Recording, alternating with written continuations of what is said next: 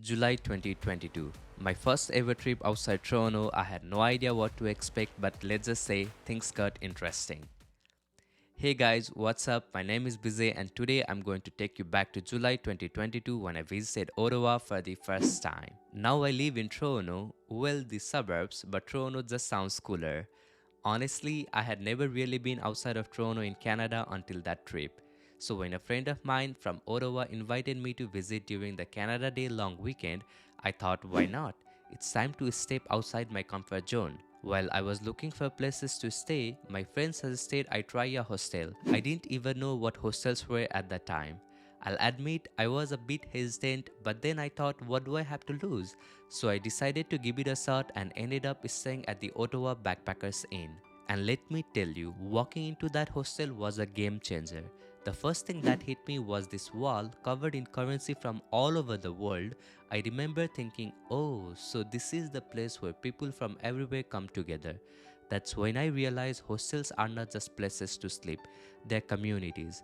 People are so open to connecting, and as a solo traveler, that's perfect. Plus, hostels are budget friendly. I paid around $40 per night, which is way cheaper than hotels that cost over $150 per night in downtown Ottawa.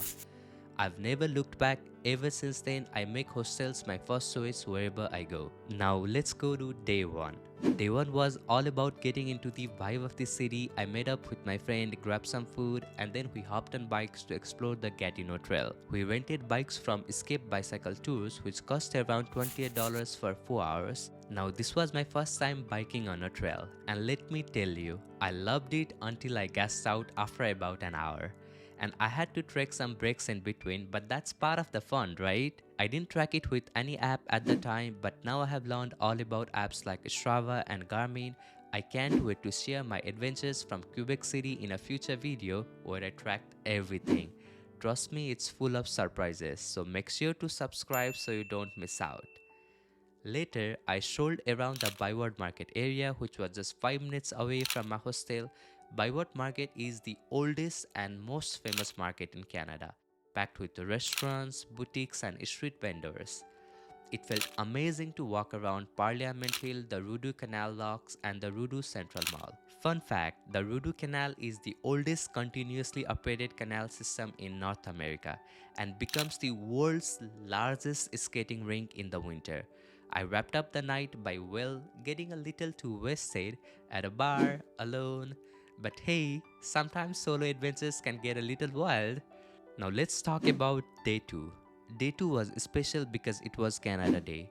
And the best part, most museums and galleries were open to the public for free. If you're visiting Ottawa, Canada Day is an amazing time to go because the whole city comes alive with concerts, parades, and fireworks.